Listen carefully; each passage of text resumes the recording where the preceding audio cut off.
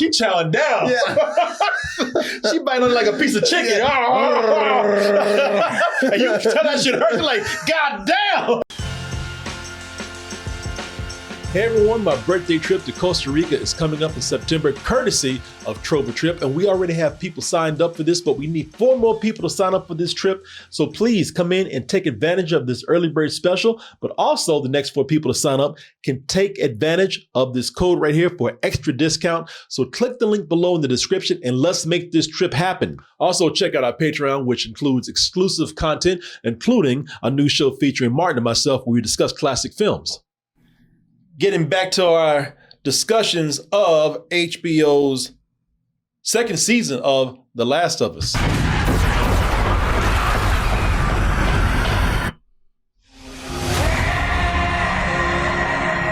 you know what he did? So, this is a show where, man, it's getting a lot of mixed things from people, depending on whether you've played the game or even if you haven't, just somebody who's new to it. And it's funny because we've already covered some of the bigger moments in the show. And it's the thing that's really got people divided on this. It's funny how this has worked in the video game and how this has worked with audiences who have not played the video game. And I knew it was going to be it's going to be a problem depending on who you are. So the last discussion we had, they killed the character of Joel. Yes. And they did that in the 2nd episode. Mm-hmm. So then, but should let you know this will be a spoiler discussion. So sorry if that just spoiled anything for anybody. But it was something that shook people who were fans of the game before this was ever a show. Yeah, before the game even came out. You got to remember that part. There were rumors that he was going to die. So people already had mixed feelings about taking out this beloved character. Now, a lot of people kind of chilled on that after a little while, because I think even if you didn't like it, a lot of people start to feel like, okay, it was kind of necessary for the story. Exactly. Yeah, there's a good reason for it to happen in the story, and there's some good payoffs along the way after it happens. Yeah, this is all about revenge and the consequences of it. Whether you agree with what Joel did or not, actions have consequences. Absolutely. And nothing's black and white. Everything is a lot of gray areas. Yeah, like I said last time we talked about it, all these characters become very gray by the end of the story. Yeah. But the problem that we have with the show here, something that I knew was going to be a problem for everyone, is that, okay, so you're not going to please anybody out there with this, pretty much. I mean, there's just, or should I say, you're not going to please everybody. There's going to always be somebody that's upset. Mm-hmm. Because with Joel, people were not going to be happy with how soon they killed Joel. They're not going to be happy in the way they know that Joel actually died in this version right here. Everybody's going to have their way that they wanted him to go. I wanted him to go in episode 3 or 4. Oh man, they didn't do it just like the game. Man, I wish some people like, I'm glad that they didn't do it like the game. Also, for those who have not played the game, this was the big problem for them. So killing Joel in episode number 2, first of all, nobody wanted Joel to really die, because everybody, even no matter what he did, I think Joel grew on people. Oh, and yeah. Joel was beloved by people, even those who didn't play the game. So not only, and this is the one that really is tricky here. Not only is Joel liked by everyone, but he's played by a likable actor, beloved actor right now, Pedro Pascal. Yeah. So now people are like, wait a minute, you killed the biggest star in the show that we love, and you did it in the 2nd episode? Some people feel lied to. Yeah, and if they keep watching the show, it will reward them, because as people have played the games, we know there's a lot more of Joel's story that we get to hear, but they don't know that. No, that's true. They don't know that we're going to have some flashbacks coming up. But still, if this is your only exposure to this story right here, that's going to mess with you, man. You're going to feel like, why would you kill your biggest actor in the 2nd episode? And knowing that people like this guy, people, people just getting used to this character, people starting to love this character even more. So that I can see why that would be a big thing. The reason I'm bringing this up is because, again, you got this big question now. Are people going to keep watching? And if they do, is it going to be any good now that you're taking Joel out? Some people say that whether you like Joel or not or his actions, I'm one of these people who had this complaint right here that I'm about to say. The character of Ellie. A lot of people are saying that Ellie was just not likable. The character of Dinah, when they're together, just a couple of giggly, high school students, even though they're not supposed to be in high school anymore. They're not, just not, there's just nothing to really enjoy about their personalities. Yeah, the portrayal of Ellie in the first, second, and third episode, I would say they felt off. They didn't feel accurate to how you expect her to come across. And it changes the story ever so slightly. Well, I would say that I think that let me just say that I've liked all the episodes. Mm-hmm. I really haven't seen anything that and anything that made me just dislike the show as of right now. Well, just to briefly say it, I thought that the third episode of this season was the worst across the board. There was a lot of changes they made, and they weren't well written in my opinion. See, I didn't even mind. I mean, I think it depends on how close you are to the material or how much you're willing to accept the material being changed. Because there's a character that you dislike, and again, there's no argument from me. I respect everybody's opinion because everybody has different ways of approaching this material. But the character of that, the therapist that Catherine O'Hara plays. Mm-hmm. I know you don't like her too much. I actually think that for me, she was a welcome addition to the show. I actually like her, I am not so close to the material, and to be honest with you, it's been so long since I played this game, and I completed it, because Last of Us is one of my favorite anythings. Yeah. Stories. Forget being a video game. It is my favorite story. It's one of my favorite stories out there that's been told. I thought it's so well written. Competes with any movie out there. But I'm not so close to material that certain changes are bothering me. I'm accepting the show for what it is. As long, let me frame it as saying, as long as they keep the spirit of the show, mm-hmm. and as long as they do certain things to at least acknowledge the fans, I think that they're doing that pretty well. I think it's a good balance of change and being faithful to the game. So, more or less, the characters are all intact. More or less. They have, like, Ellie, I think, had a lot of weak writing, but I don't even, every time that therapist has shown up, I didn't hate them. Like, the first scene, I didn't care for it, but I thought it was well done. But in episode 3, there were a bunch of scenes with her that felt rushed and unnecessary, and lean into my biggest problem with the show, which is some very heavy-handed storytelling that the game did not have. Yeah. I get that people are going to be split on that, and I have no problem with that. I'm one of the people that liked her, but I get that, if people don't feel like she's necessary. Because, I would say this. I won't say if you take her out completely, would that make a difference? I think you would be missing out on some great stuff that happened in the first episode with her and Joel.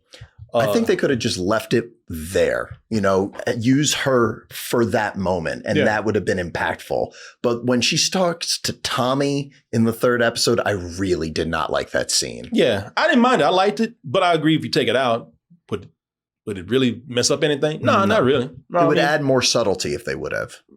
You think so? Yeah, I just think that every time she's shown up, besides that first time, it's a lot of heavy-handed storytelling. It just doesn't work for me.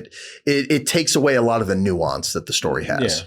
Yeah. See, we disagree on that, and that's cool. That's fine. I one thing I'll agree with is I'll just say, like, if you took her out that second episode, or with the third episode. I'm sorry, third episode, which should be missed. Nah, I don't think you miss her, but I liked her scene. But it brings us to episode 4, mm-hmm. and the only episode that I think has been really impactful is 2. That's interesting because I like that episode, but in my opinion, I thought that this was the best one yet this season. This is the first one that crossed over to like, okay, there's a lot of good attention to detail here for me. Well, I think I like the second one because I think that the production in that is great. But if one of the things that is consistent with the show, and this is one of the things that really stands out great in episode 4, is, and I said this before, and I'm going to keep mentioning it probably because if they keep doing it so well, how much they are at least visually being faithful. It is so satisfying watching them be in these places. Man, Seattle. Yeah, even down to the font. Yeah. Yes. Yeah, exactly. It looks just like it's ripped from the game. I mean, the art direction on this show is killer, man. I would say that is the biggest success with this show is the art direction. Yeah. And I'm looking at things, because when they're going around, because now Ellie's going to Seattle. She worked her way to Seattle. She's looking for what's her name? Abby. She's looking for Abby. Or she's looking specifically for WLF. Yeah. So all these locations that she's traveling to, they've nailed it. Mm-hmm. And that's the exteriors. Even the interiors look great, man. I feel like I've been to this area in this theater inside of that's a hotel inside. Is that no? That's the theater. That is. Yeah. Yeah, that's the lobby of the theater. Yeah, and it looks just like that in the game. And you spend a lot of time there in the game because it's one of your hubs at the beginning for the first half. Yeah. And I will say that they still are continuing to get the gameplay down. Yeah. And that's and I know that they're looking at that. I know they're saying we got to incorporate some of the gameplay and some of the mechanics that into the show, and they're doing it well. I'll be honest, when Dinah was looking for stuff, I was like, look at them, they're scavenging. I love that. They are doing a great job of weaving the gameplay into a story that everybody can relate to. You don't have to know that this is in the game. Mm-hmm. Ooh, you reckon a yeast infection? Make sure to smell it first, just in case. And some of the stuff they find look like stuff you find in the game, like the bottles of pills and everything. They nailed the details down to the garbage on the floor. It's crazy to see. Yeah. All right, I give up. I'm just done watch outside. Yeah, I'm done. That feels like medicine you find in the game. It looks like those pill bottles that you use to upgrade yourself. Yeah. Yeah. And then there's a stealth. Yes. Stealth is a huge part of the game if you decide to play that way. Sometimes you go in gun blazes if you want to. Not always recommended. But something that they did something I was wondering if they were going to do. Okay, so Ellie is discovered by what, the wolves? The wolves when they're in the TV station. Yeah, when they're in the TV station, which looks beautiful. Like the game. Yeah. And so if you're playing the game, when the enemy's out there, if you're playing smart or trying to play, with a stealthy style, you do hiding and wait for that your enemy to pass by.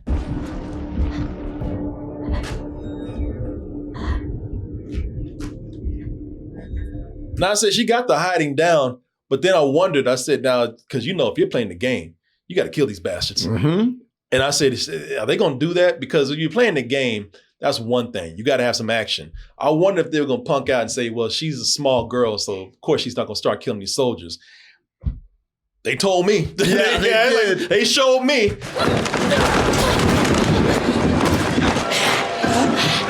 got one!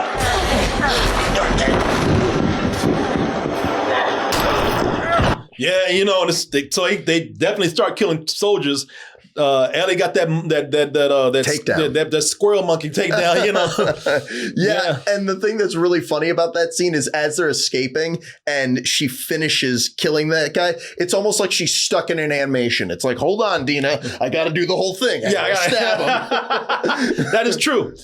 So I was impressed that they incorporated all of that, man. It was very nice to see that moment. The attention to detail was perfect. Yeah.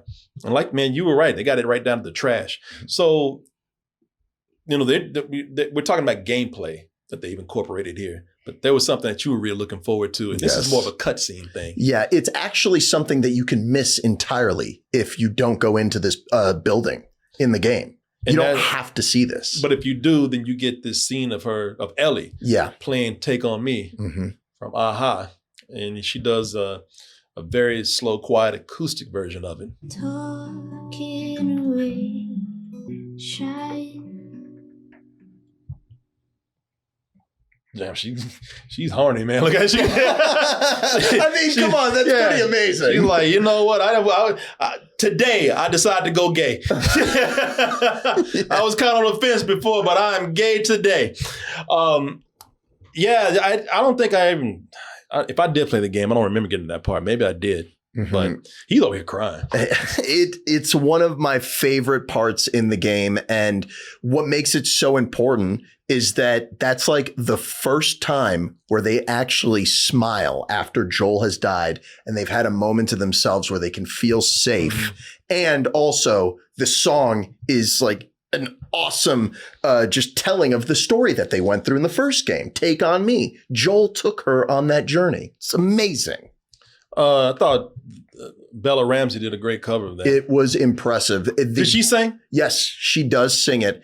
And in the game, the bar was set very high. And I thought she did an excellent job. Yeah. No, she did a great job at that. I thought and it was a nice moment to slow down. I admired the way she covered the song.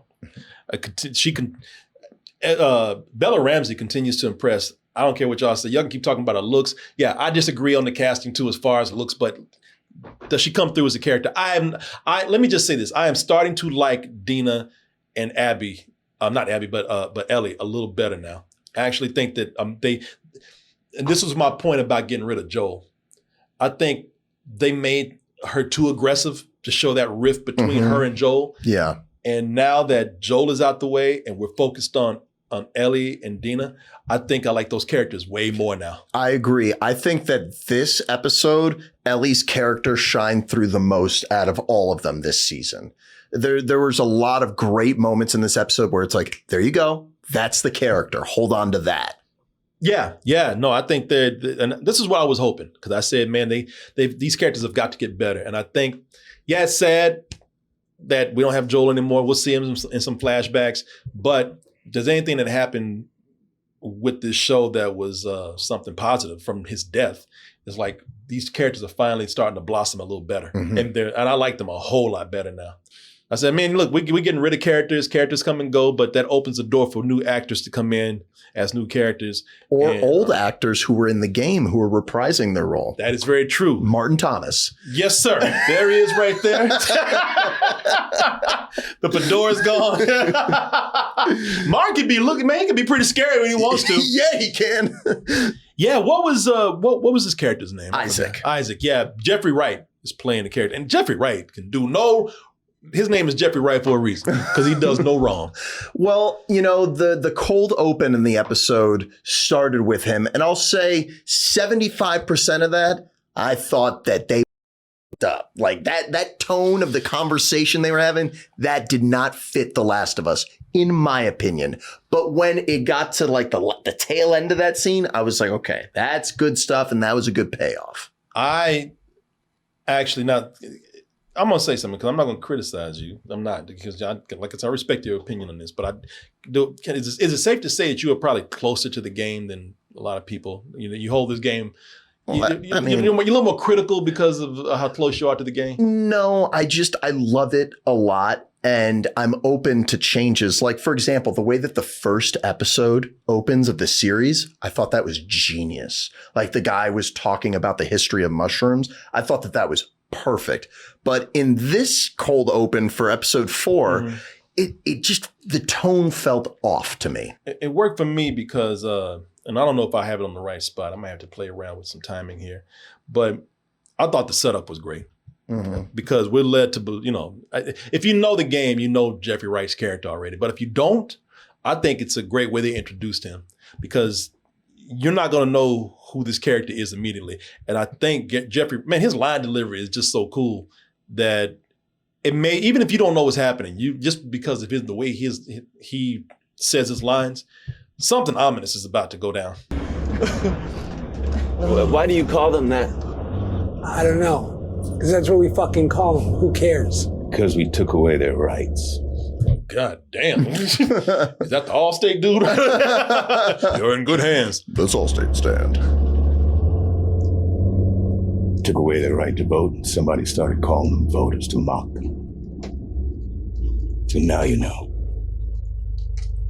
He's like, shit, sorry I asked you. But, I thought that was, he was so cold. His line reading was so good. I thought, man, this is a way to really set up a scene like this. You're already setting up a lot of tension just by the way he said that. I would argue that if you pay close attention to what they've been saying in the episodes, nothing good is going to happen to them because they're Fedra. And multiple times they've said Fedra is gone. Yeah, but I don't think a lot of people are thinking that. I think a lot of people are just thinking like, all right, this guy's kind of cold. I don't know what's going to happen. Something's about to go down. And of course it does.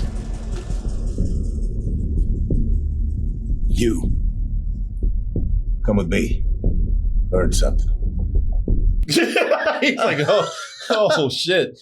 Yeah, he's joining forces. Who are these people that he's joining forces with here? I believe that's the beginning of WLF. Yeah. The Wolf. The Wolves. Okay.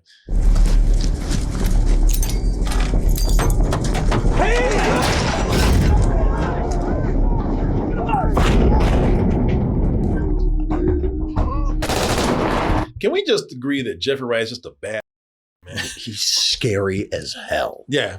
Great actor. Oh, yeah. But can be scary as hell when he wants to be. Mm-hmm.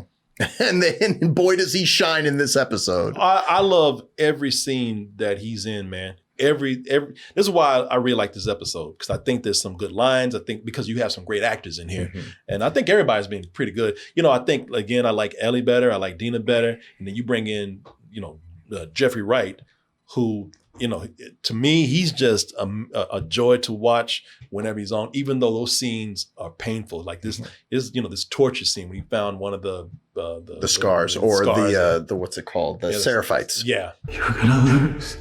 We have automatic weapons and hospitals, and you lunatics have bolt-action rifles, bows and arrows, and superstition. So tell me, how are we going to lose? Man, he wasn't in it as much as I thought he'd be, but every scene he's in, I'm like, wow. They're introducing this character a little early, but I like everything they're doing with him. I believe, I could be wrong, but I think the first time you hear about him in the game, it's like two enemies that are just talking about him. And it's much later. Yeah. Also, yeah. But as far as that scene goes, and a lot of this episode, I thought they did it kind of like some cheap tricks, where they're like, they weren't panning the camera over, but then when they did, or when they finally got to the reveal they were hiding, it was very well done.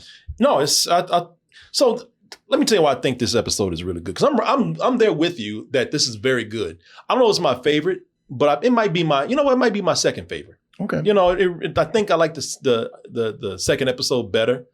Let me think about it. Maybe, because again, man, second episode, that's when they killed Joel. And a lot of big things happened. They had an incredible action set piece. Yeah. But I think this episode has everything.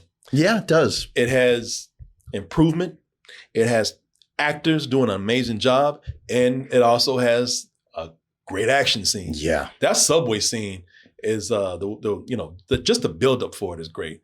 But man, if one thing they're doing in this show that I think is consistently well, it's the visuals from the game, and it's really directing the action whenever you have a huge infected scene. And what set this one apart from the one that we saw in the snow in the second episode is that it's a lot scarier because the lighting is darker, and the lighting is more ominous, and also it's more claustrophobic. I mean, you really are surrounded in very narrow areas, and they are relentless, and they will crush themselves to get at you.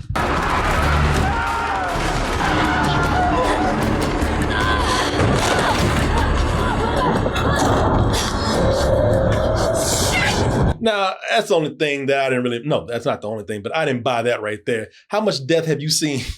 How much, she just got scared that she saw it, I mean, it's a skeleton. Man, how many skeletons? They were walking and seeing skeletons all in the street.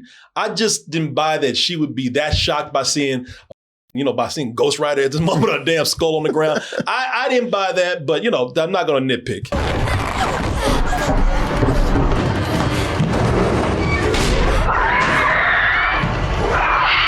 Yeah, know they're going to make it, but man, my leg was shaking. Yeah, watching this. That is a really fun sequence in the game, and I thought they did a really good job with it because it is very fast paced and it's scary.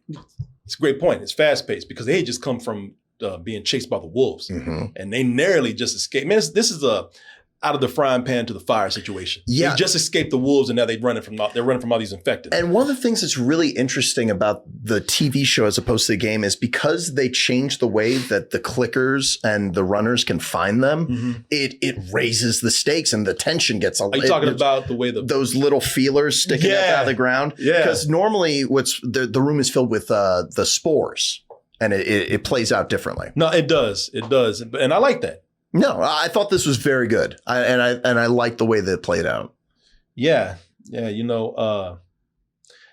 So here's something that is leading to my problem with this episode. Because I think, again, it's an episode with everything, but it kind of ended with a big question mark over my head that makes me criticize. Okay. I wonder where that question mark comes in because I thought I knew what you didn't like, but maybe I'm wrong. What is it that you think I didn't like? I think that you don't like when Ellie puts her arm in front of Dinah and it gets bit. I actually like that part. Okay, I was going to say, because I really thought that was good. I like that part a lot. Again, it shows some maturity or some growth with Ellie, which was probably always there, but we're just seeing it now come out. It goes to show that Ellie's loyal. Ellie's probably in love with this girl, and she's willing to sacrifice herself for her, even though it's not really that much of a sacrifice because she knows what's going to happen. But I really do think, I just like the gesture that she put forward. Also, extremely intense scene. Yeah. Again, I know they're going to make it, but if you do your job well, you're still going to make me worry about them. Even in the game when you get to that part, because I play on Grounded, I was like, what do I do? Like the fence is here. So like I didn't know what to do. I kept getting killed. But then when you run through, it's a great tense moment.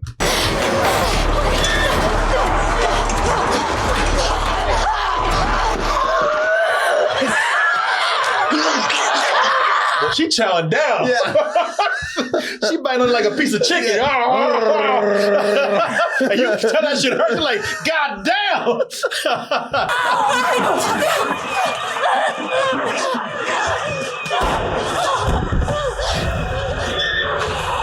Question. Yes. So we're not going by regular zombie rules. You don't have to take them out by the head. No, you do. You do? Because the way that the infection works is at the core of your brain, that's where the mushroom starts. And that's why some of them are crying tears of blood because the mushroom grows through their brain and then eventually comes out their eyes and then it blossoms. I've seen the different phases of the infection. So how did she get taken out so easy right there? Oh, I mean, the runners are stupid. They'll fall over like that.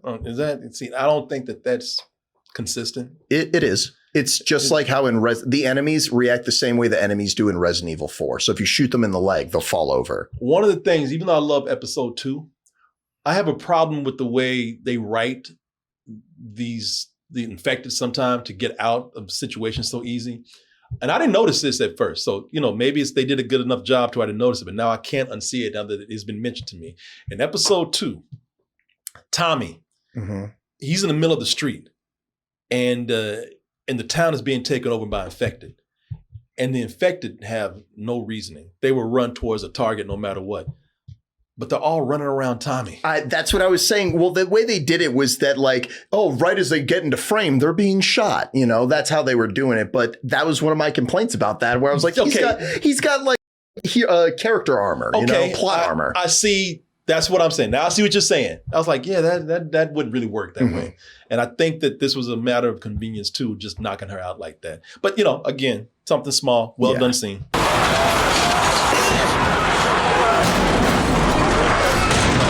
And if nothing else, they do again an amazing job showing how relentless the infected are. Accurately. Yeah. I like what happened after that.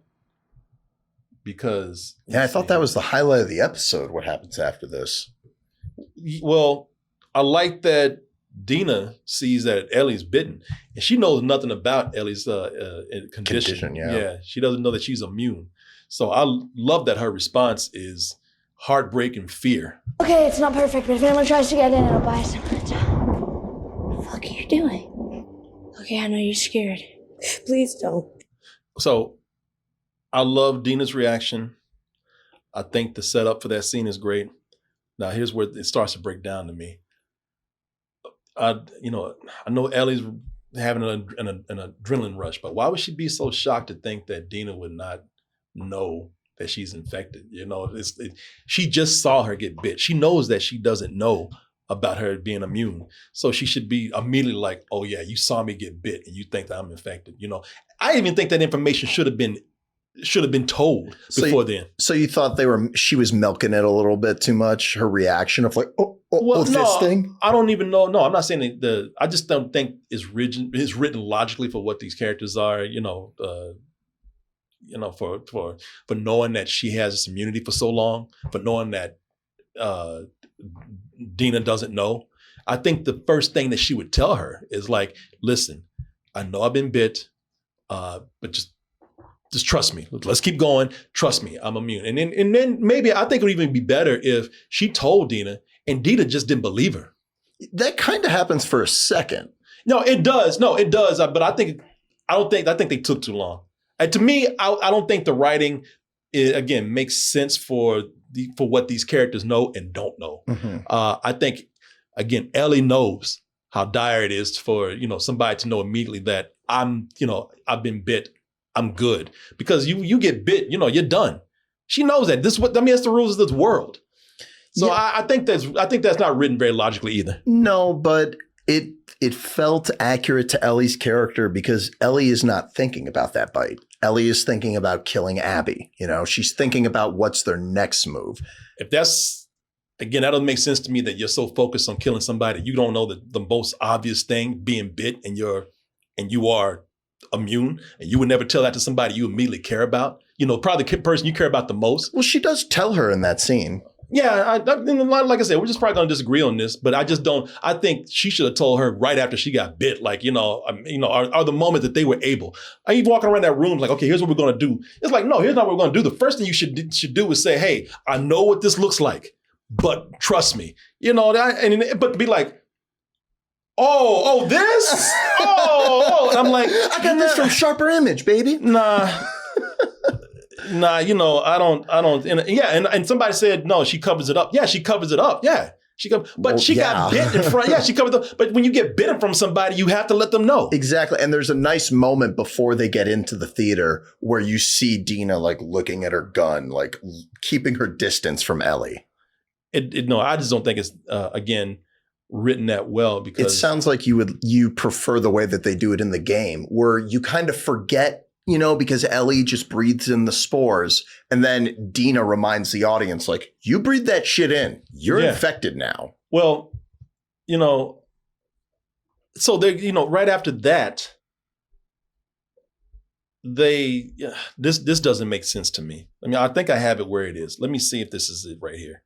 So after she does tell her that she's bit, and after they spend the night, when she says, let me get up, and if I'm not infected, then okay, it's all good. So that happens. Mm-hmm. She go to bed, she wakes up, she's cool. Yeah, accurate to the game, sitting in the chair. It's a really cool scene. Exactly. Ellie, I'm pregnant. Big bombshell. Mm-hmm. That's cool. I like that.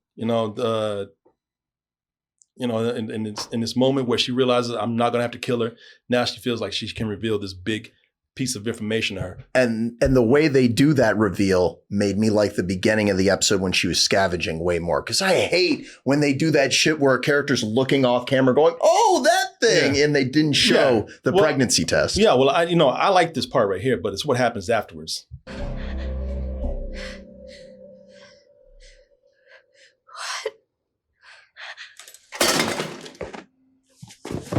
I don't think that that's a natural reaction from somebody who's pregnant. I agree. This person just told you I'm immune, but you still don't know what that encompasses. You're pregnant. You're going to put your baby in that jeopardy by, kissing somebody who you still don't understand. Mm-hmm. Immunity. I don't know. We're not in that situation, but I think that in that moment, I'm with you. It's like, do that. But when Dina starts talking about the way that she was thinking about everything. She had a lot of time to think about that. So I'm with you, but it's okay to me. But I don't disagree with you on that. Yeah, and listen, like I say, people are getting different things from this. That's just my take. You know, I'm not if that's not bothering anybody, that's fine. I don't. It just doesn't make sense to me. But then again, you know, that's just me. I think it's fair. I think that's very fair to say. I'm mostly positive about this. Like, you know, you saw my parts. It just fell apart near the end for me. But mostly, it was an episode that, like I said, it had a lot going for it, man. It felt like it had everything. It had a lot more good than negative stuff for me. Absolutely. I can agree with that 100%. I think that this is one of the highlight episodes, and they have a lot of strong story moments with these characters. Yeah. No, I think it's cool. Well, would you look at that? You made it to the end of the video. That means you really like us. So just go ahead and press that like button and subscribe while you're at it. And check out our other channels, our social media like Instagram, TikTok, and our Patreon, where we have new stuff coming up all the time. And we'll see you on the next video.